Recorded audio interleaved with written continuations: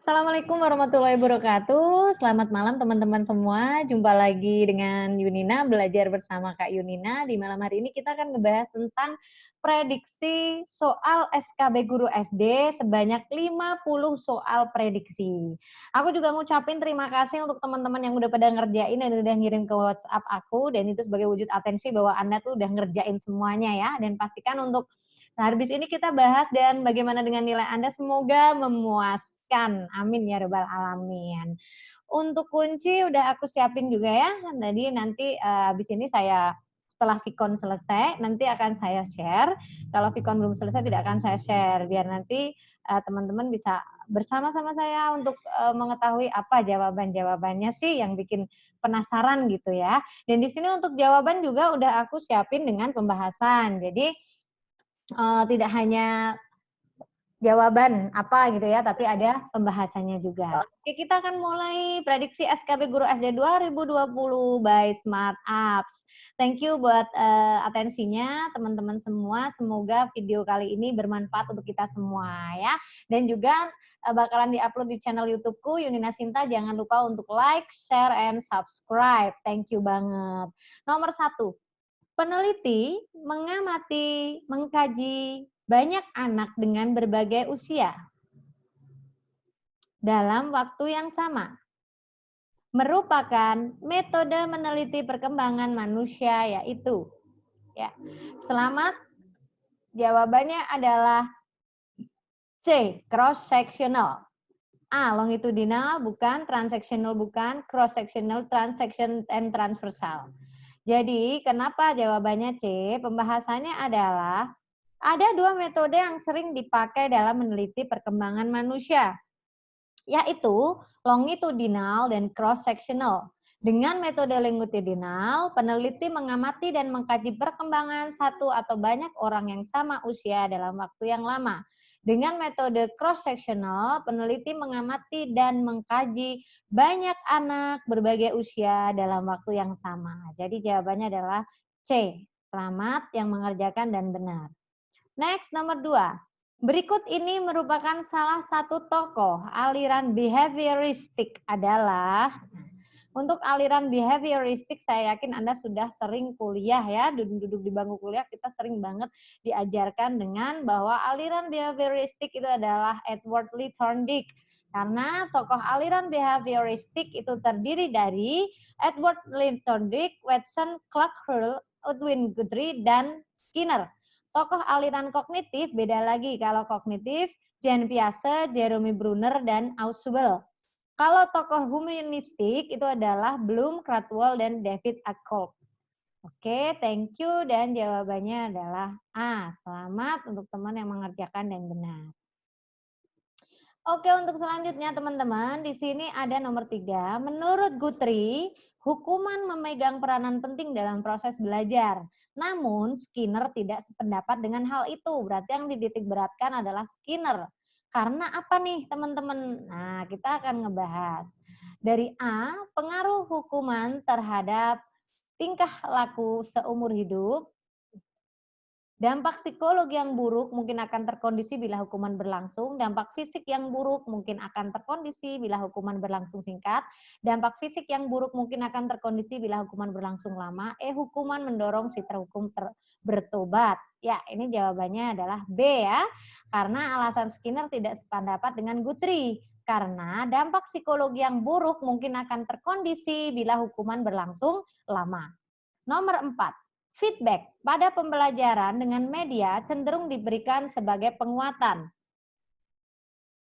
dalam setiap soal. Hal ini serupa dengan pengembangan modal pembelajaran Skinner.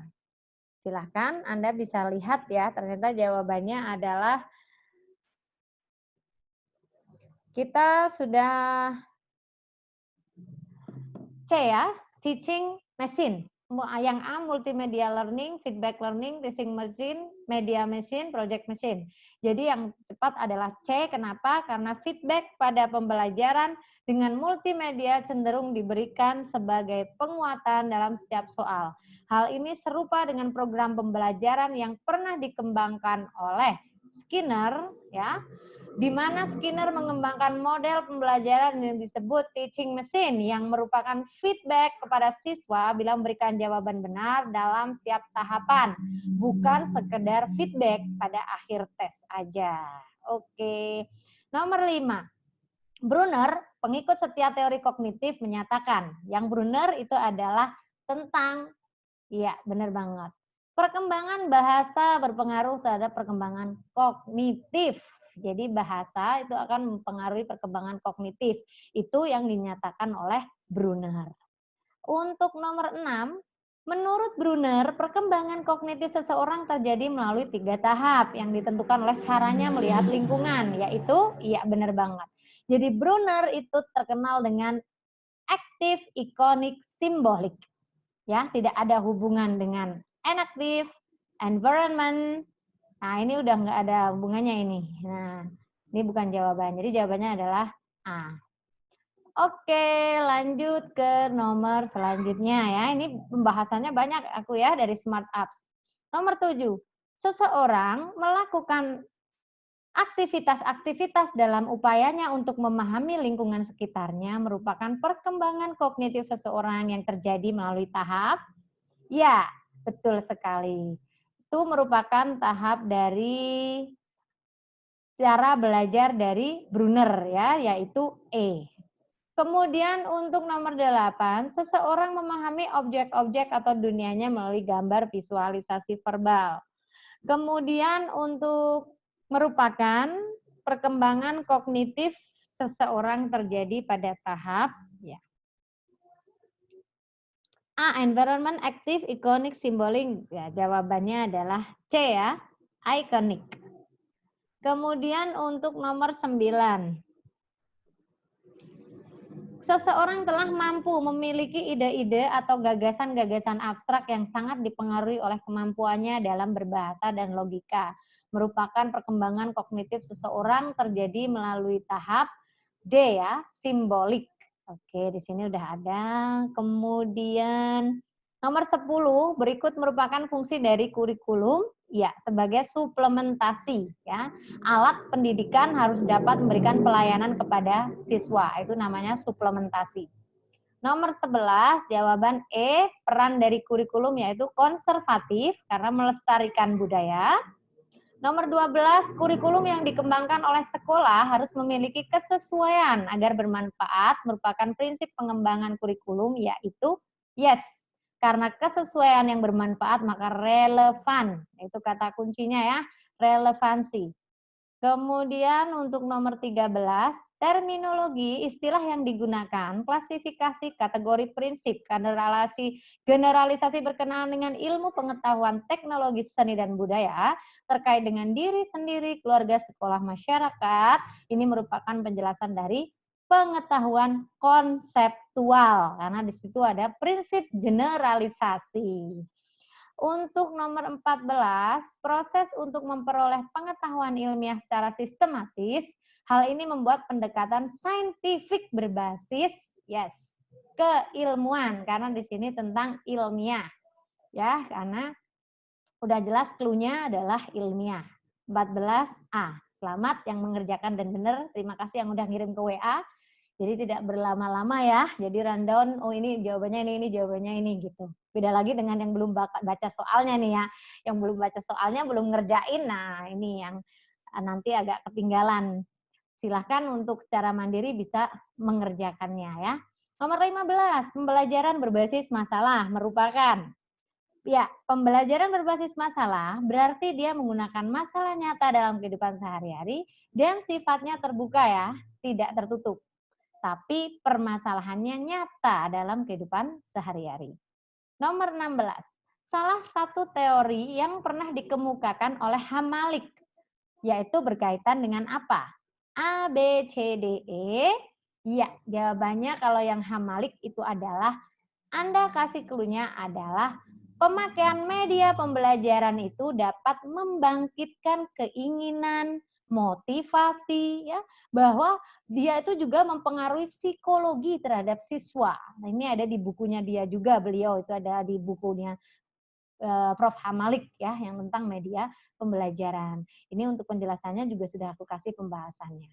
Untuk nomor 17, salah satu teori yang pernah dikemukakan oleh Cam and Dayton, yaitu berkaitan dengan, ya, Cam and Dayton mengatakan bahwa media pembelajaran dapat memenuhi 3 fungsi: motivasi, menyajikan informasi, dan memberikan instruksi. Itu yang dinyatakan oleh Cam and Dayton. So, ini penting banget untuk dikuasai teori-teori tentang pembelajaran oleh guru SD. Nomor 18, salah satu teori yang pernah dikemukakan oleh Heinitz dan kawan-kawan yang berkaitan dengan, ya, D ya.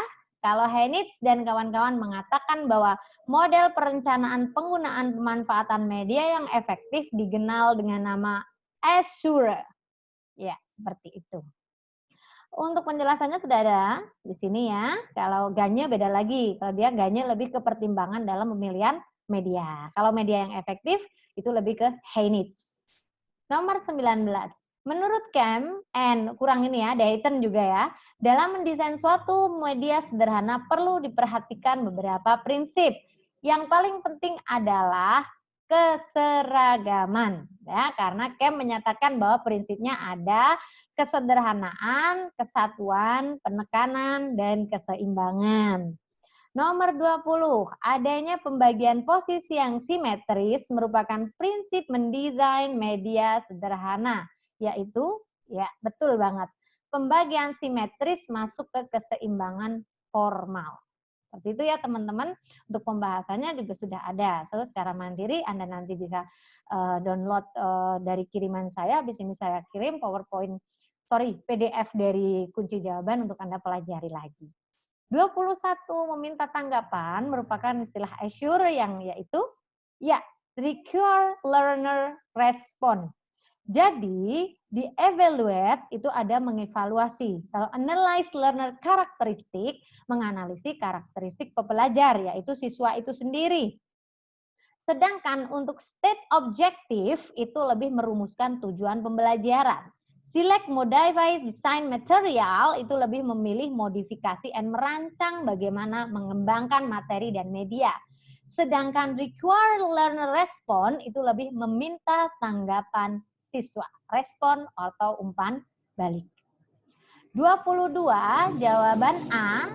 Dalam pemilihan media, guru harus menentukan jenis kemampuan yang diharapkan dari siswa sebagai hasil pembelajaran. Hal ini termasuk mempertimbangkan, ya bagus, pemilihan media, yaitu betul banget ya, karena mempertimbangkan jenis kemampuan anak berarti variabel tugas. Oke, ntar ini pembahasannya panjang banget, silahkan dibaca secara mandiri ya. 23. Kemampuan daya pikir dan daya tangkap peserta didik merupakan salah satu pertimbangan singkat dalam pemilihan media. Pada bagian betul. Karena kemampuan peserta didik, maka masuknya C, karakteristik siswa. 24. Penilaian hasil belajar oleh pendidik yang digunakan untuk memperbaiki kekurangan hasil belajar peserta didik dalam sikap, pengetahuan, keterampilan pada setiap kegiatan penilaian selama proses pembelajaran 1 semester, ini merupakan fungsi dari formatif ya. Kemudian untuk 25, berikut salah satu prinsip penilaian dalam pembelajaran. Ya, paling tepat adalah sahih ya. Karena prinsip yang paling tepat adalah sahih. Di situ ada sahih, objektif, adil, terpadu dan sebagainya. Sahih, sah ya. 26, Peraturan Menteri Pendidikan Nasional Nomor 16 Tahun 2007 berkaitan dengan benar banget. Jadi 16 2007 itu berkaitan dengan kualifikasi akademik dan kompetensi guru. Nomor 27, berikut merupakan contoh yang tepat terkait kompetensi guru yang menunjukkan sikap, etos kerja tinggi, bertanggung jawab, rasa bangga menjadi guru adalah betul sekali, menyelesaikan pekerjaan sebelum batas waktu yang ditentukan.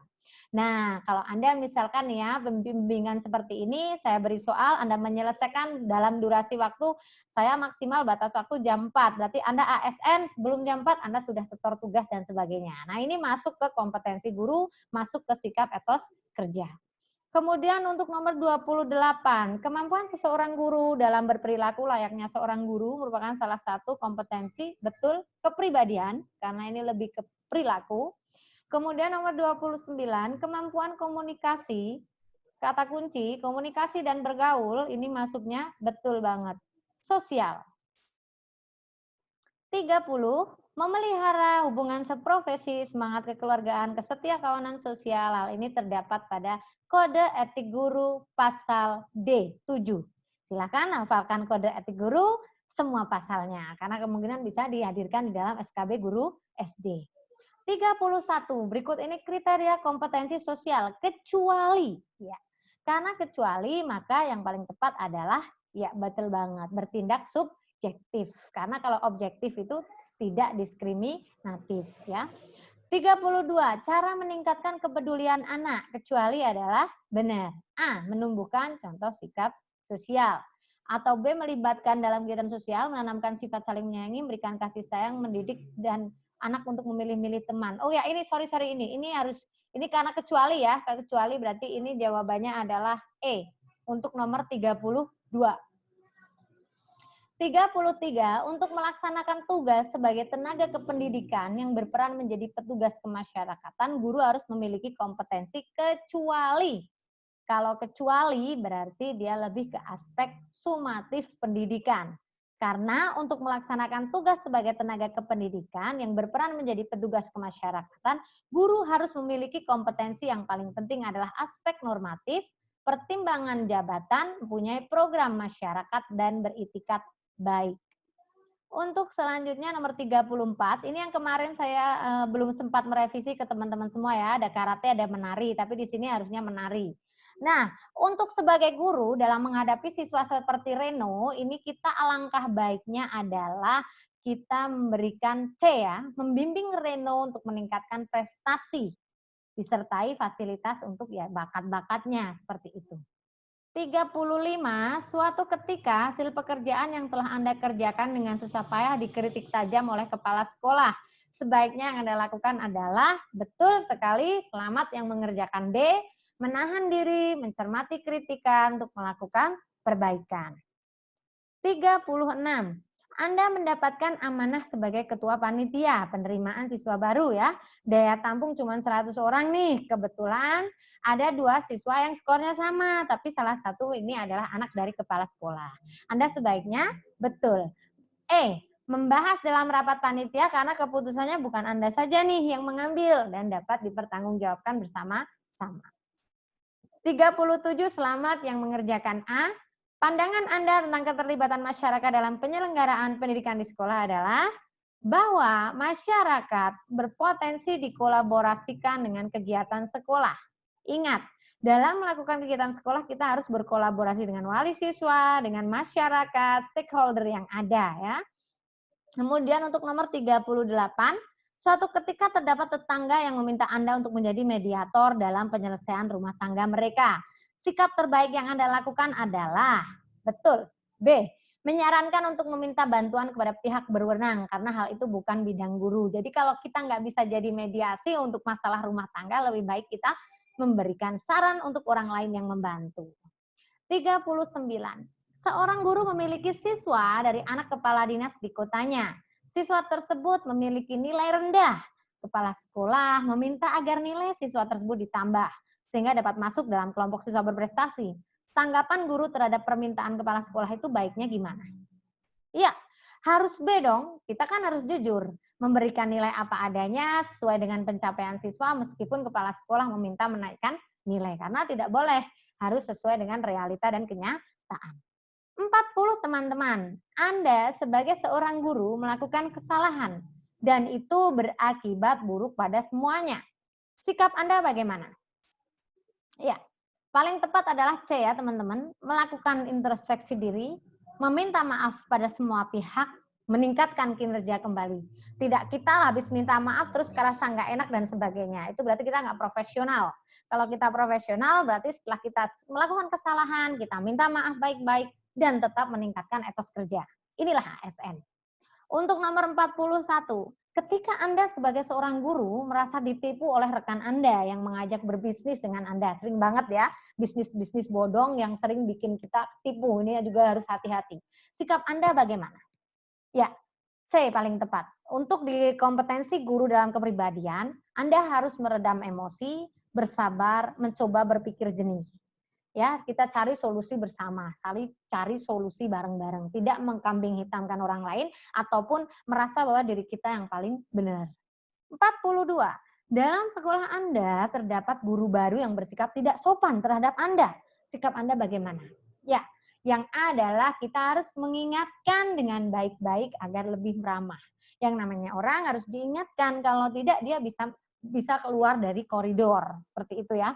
Kalau yang B menjauhinya kayaknya kurang bagus juga sih, karena kita juga akan bersama dia di dalam satu unit kerja dalam durasi yang lama ya. Kalau yang C ini tipe-tipe penjilat, melaporkan pada kepala sekolah itu juga tidak baik. Karena belum tentu kita melaporkan dan kita juga baik di hadapan teman yang lain.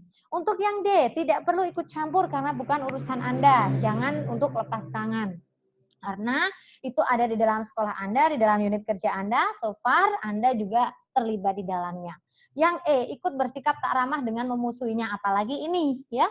Kita cari musuh gampang, kalau cari teman susahnya minta ampun. Nah, maka dari itu kita jawab untuk kompetensi kepribadian, jadilah ASN yang benar-benar kita memiliki kompetensi itu. Baik dalam diri pada emosional kita sendiri ataupun dalam sosial. 43. Ketika tergabung dalam suatu forum diskusi guru, sebaiknya Anda bagaimana? A. Sulit menerima pendapat. B. Mengemukakan ide-ide baru dan mengatasi permasalahan. C. Cenderung menambah ide yang ada. D. Selalu memiliki ide yang serupa dengan orang lain. Senangnya plagiat ya. E. Membutuhkan waktu agak lama memberikan ide yang berbeda. Oke, kalau bisa mengatakan seperti ini, Anda harus memiliki ide-ide baru. Justru harus berbeda dengan orang yang lain. Karena Anda harus unik. Anda harus pengen mengembangkan sebuah instansi dan dalam diskusi itu benar-benar Anda menghadirkan sebuah konsep atau ide-ide yang news, yang bahkan belum pernah ada sebelumnya di tahun-tahun yang lalu. Nah, ini adalah guru untuk menjurus ke inovatif. Jadi untuk mengatasi berbagai masalah, kita harus memiliki banyak-banyak ide untuk mengatasinya. Kemudian untuk 44. Beberapa guru berpendapat bahwa ras tertentu memiliki sifat kasar dan cenderung kurang beradab. Hal ini dipicu adanya siswa yang berasal dari ras tertentu, yang sifatnya kasar, kurang beradab, kita paham lah ya.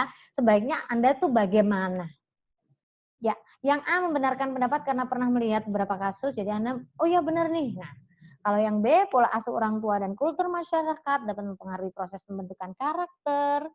C, menolak pandangan itu karena dalam banyak kasus, ras yang diklaim keras dan kurang beradab itu bahkan malah justru lembut dan beradab.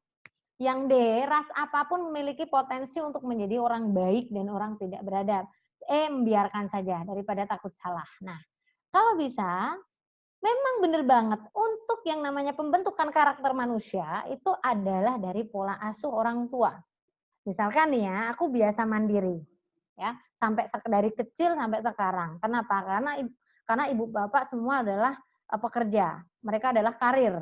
Nah, jadi dari kecil sampai sekarang pun, sampai kuliah pun, sampai sekarang saya mau kuliah S3 lagi, mau ngejar doktor, itu semuanya mandiri, dilakukan dengan mandiri. Jadi pola asuh orang tua dari kita kecil itu sangat berperan. Nah, bisa jadi misalkan aku manja nih. Nah, berarti waktu kita di pola asuh dulu, aku jadi manja, terbentuk karakter yang manja seperti itu. Jadi, kalau bisa, pola asuh orang tua dan kultur masyarakat setempat itu sangat-sangat mempengaruhi Anda dalam Anda menjadi karakter manusia. Manusia yang seperti apa sih? Itu juga environment atau lingkungan sangat mempengaruhinya. Nomor 45.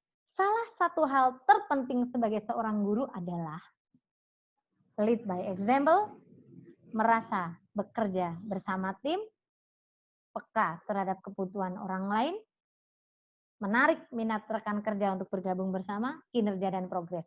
Hampir semuanya mirip jawabannya.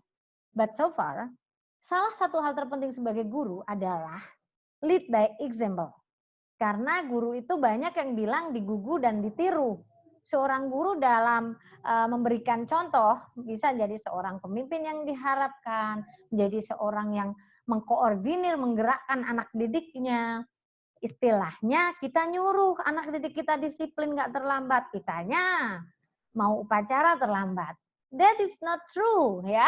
Dan Anda kalau mau masuk menjadi seorang ASN, that is leads by example. Anda adalah sosok figur yang digugu dan ditiru bagi anak didik Anda. Untuk nomor 46, ketika memimpin guru sekolah dalam suatu perlombaan, Anda ditunjuk sebagai seorang ketua, namun rekan Anda akan tidak serius dalam pekerja dalam tim itu.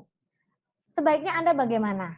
Ada ciri-ciri orang yang nggak suka dengan rekannya lalu menceritakan keburukannya. Banyak. Karena Anda merasa paling bisa sehingga di dalam satu tim Anda merasa sotoy, sok tahu dan sebagainya juga tidak baik. Jadi, misalkan Anda dihadapkan jawaban A bekerja sendiri, otomatis kita nggak bisa guys untuk bekerja sendiri.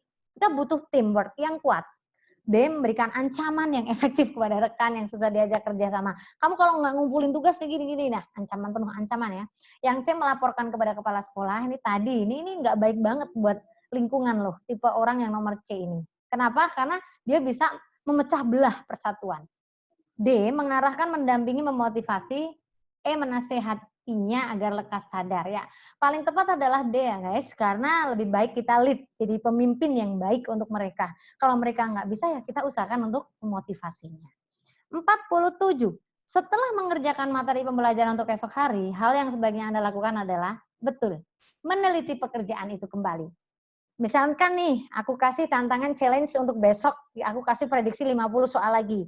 Aku share malam ini. Coba aku lihat yang pagi ngumpulin duluan tuh siapa. Itu akan kelihatan. Jadi, hal yang sebaiknya Anda lakukan adalah Anda kerjakan semampunya dulu, kemudian Anda istirahat, besok paginya Anda teliti kembali. That is a good work buat kamu semua yang besok bakalan jadi ASN. Karena ini akan menjadi pola terus sampai Anda bisa mengabdi pada negara. That is very good attitude. Jadi ini benar-benar sikap yang tepat. Keren lah. 48. Ketika rapat guru, Anda mengajukan suatu usulan, namun dikritisi oleh rekan kerja. Sikap Anda adalah betul. D, mencari alternatif usulan lain yang tepat. Jangan terus kita kecewa dan sebagainya. 49, rekan Anda merupakan seorang guru yang berbeda keyakinan dengan Anda. Suatu hari, rekan Anda tersebut mengalami kecelakaan dan kehabisan uang. Anda baiknya bagaimana? 49, jawaban yang tepat adalah D. Mengajak rekan kerja untuk berdonasi sesuai kemampuannya untuk membantu rekan yang lain. Saya paling senang seperti ini. Kalau ada komunitas, ada suatu kejadian, bencana, ataupun COVID-19 dan sebagainya, saya kumpulkan untuk bareng-bareng. Ayo kita peduli sosial, ayo kita sisihkan gaji kita untuk membantu rekan yang lain. Ini juga keren banget untuk kedepannya ya. Nomor 50, sebagai seorang ketua guru, terdapat anggota Anda yang bekerja dengan sangat baik, meraih prestasi. Anda bagaimana? Betul, memuji secara proporsional. Kita juga nggak boleh terlalu memuji yang terlalu ya. Jadi ada porsinya masing-masing sesuai dengan pekerjaan dia dan sesuai dengan kinerjanya. Merupakan sikap yang baik ini ya, karena menunjukkan bahwa makhluk sosial itu patut diberi apresiasi dan juga suatu hal yang positif. That is very bikin aku tuh kayak wah ini ternyata dia ngapresiasi banget nih, ini udah semangat, bikin semangat. Tapi kalau tidak diapresiasi, biasanya kita langsung kendor gitu. Tapi nanti buat kita semua yang kadang tingkat kepercayaan dirinya tinggi ya, kayak aku misalkan, anakku 2, ini benar-benar sama gitu, genetik dengan saya. Jadi kalaupun dengan gurunya dikatakan, kamu belum pinter, tidak bagus, itu dia biasanya malah mengatakan, aku kan masih belajar Bu, dan sebagainya. Dia berani menjawab dengan statement-statement yang memang menurut dia itu baik, seperti itu. Inilah yang perlu kita berikan untuk anak-anak kita, anak didik kita, yaitu menguji secara proporsional. Oke teman-teman, agak ngebut dikit ya, karena kalian udah aku bagi kemarin kan? Karena soal-soal udah dibagi kemarin, jadi ini kita hanya review aja untuk nyocokin, bener nggak sih pekerjaan Anda semua yang udah Anda kerjakan kemarin, apakah ada berapa yang salah atau bahkan bisa benar semua? Selamat untuk teman-teman semua.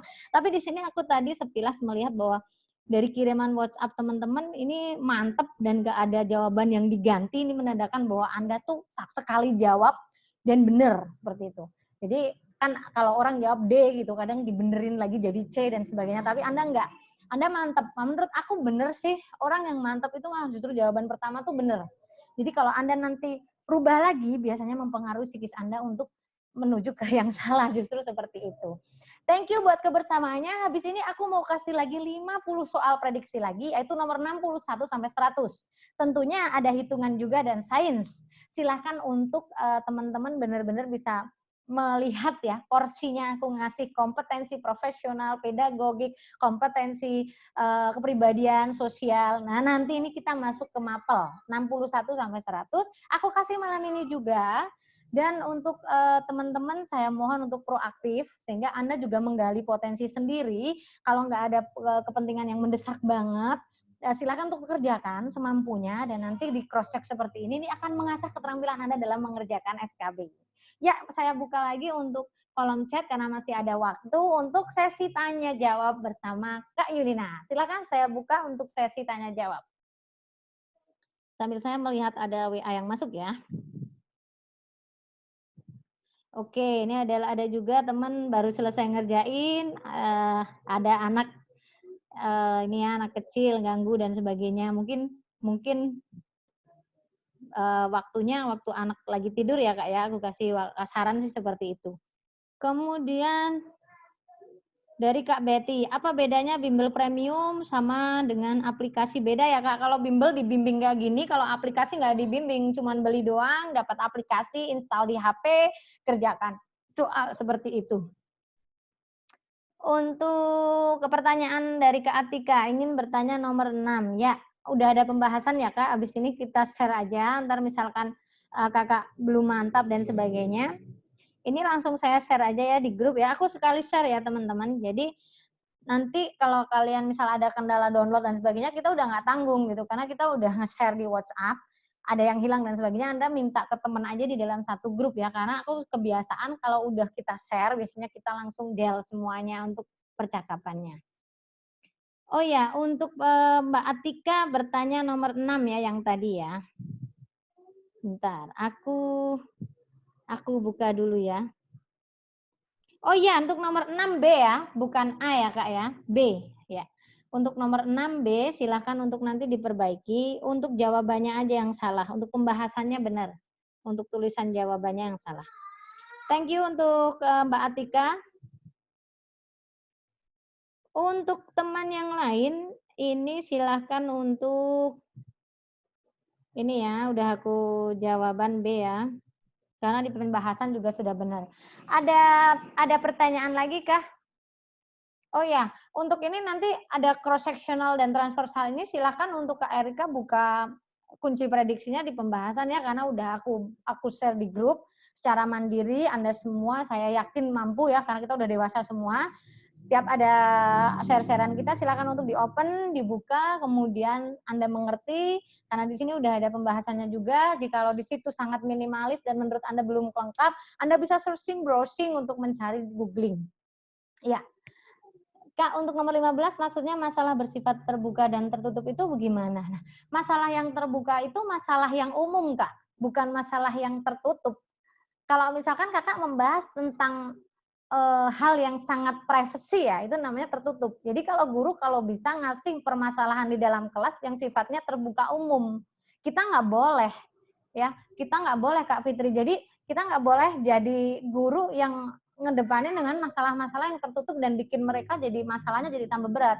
Jadi masalah terbuka itu dia masalah yang bersifat umum dan halayak umum itu tahu dan itu bukan masalah yang tabu, bukan masalah yang memang bagi orang-orang awam itu nggak mudeng, nggak paham gitu. Jadi itu namanya masalah terbuka Kak. Jadi kita nggak boleh ngadapkan di dalam problem based learning untuk anak-anak permasalahan yang bikin mereka malah ini merupakan masalah yang tertutup dan nggak boleh dibahas. Itu nggak boleh. Ya. Bisa jadi tentang politik itu juga nggak boleh. Jadi Anda berikan masalah-masalah terbuka, open minded untuk bisa merujuk ke bagaimana misalkan perkembangan teknologi di Indonesia, bagaimana masalah tentang bagaimana kita menyimpulkan sebuah hal seperti itu. Ya.